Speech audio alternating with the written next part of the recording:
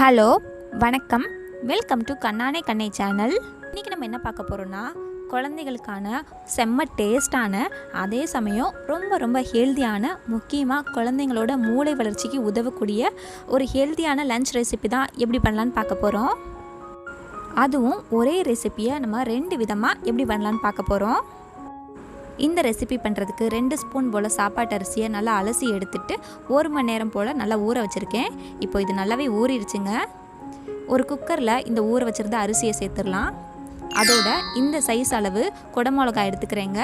இந்த குடமிளகா நல்லா சின்ன சின்ன துண்டுகளாக கட் பண்ணி இதை இப்போ சேர்த்துடலாம். கூடவே 1 பிஞ்ச் அளவு சீரகம் சேர்த்துக்கலாம். அப்புறம் 1 பிஞ்ச் அளவு மஞ்சள் தூள் சேர்த்துக்கலாம்.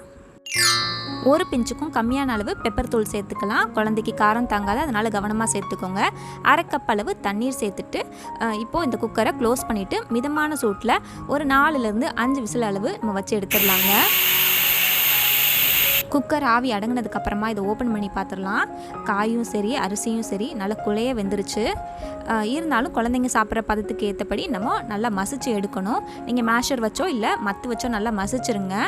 நம்ம குழந்தைக்கு மிக்சியில் அரைச்சி கொடுக்குற உணவை விட இந்த மாதிரி மசிச்சு கொடுக்குறனால குழந்தைங்க கொஞ்சம் கொஞ்சமாக மெண்டு சாப்பிட பழகுவாங்க. 1 வயசு கம்ப்ளீட்டான குழந்தையாக இருந்தாங்க மட்டும் இதில் உப்பு சேர்த்துக்கோங்க. அவ்வளோதாங்க. நம்ம குழந்தைக்கான ரொம்ப சிம்பிளாக கேப்சிகம் சாதம் அழகாக ரெடி ஆகிடுச்சு. இதில் கொஞ்சமாக நெய் சேர்த்து குழந்தைக்கு நம்ம கொடுக்கலாங்க. ரொம்ப டேஸ்ட்டாக இருக்குங்க. இந்த உணவை 7 மாதங்கள் கம்ப்ளீட்டான குழந்தைக்கே தாராளமாக கொடுக்கலாம்.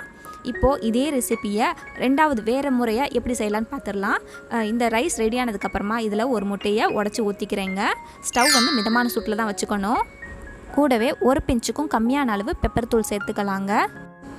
மஞ்சள் கரு மட்டும் சாப்பிட்டு பழகின குழந்தைக்கு மஞ்சள் கரு மட்டும் தனியாக பிரித்து கொடுங்க.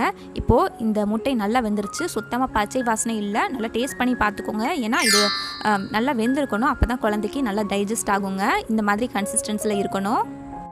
இந்த முட்டை சேர்த்த கேப்சிகம் சாதத்தை 8 மாதங்கள் கம்ப்ளீட் ஆன குழந்தைக்கு தாராளமாக கொடுக்கலாம். அதே சமயம் உங்கள் குழந்தைங்க ஏற்கனவே முட்டையெல்லாம் சாப்பிட்டு பழகியிருந்தால் கொடுக்கலாங்க. ரொம்ப ரொம்ப டேஸ்ட்டு அருமையாக இருக்குங்க. கண்டிப்பாக இந்த ரெசிபி நீங்கள் உங்கள் குழந்தைக்கு ட்ரை பண்ணி பார்த்துட்டு உங்கள் குழந்தைங்க எப்படி சாப்பிட்டாங்கன்னு கீழே மறக்காமல் கமெண்ட் பண்ணுங்கள். ஒரு சின்ன ப்ளூப்பர் பார்த்துடலாம். ஒரு வீடியோ நான் எடுத்து முடிக்கிறதுக்குள்ளேயும் நான் பண்ணுற பாடு இருக்கே. ஆமாம், வீடியோ முடிச்சுட்டு உனக்கு கொடுக்குறேன். ஓகே ஓகே, முடிச்சுட்டு கொடுக்குறேன். சரி ஓகே, எது வேணும் அப்போ சொல்லு. இதுவா இதுவா இதுவா இதா?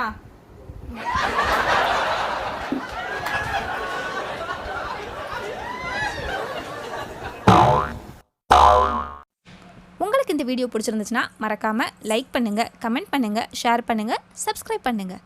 நன்றி.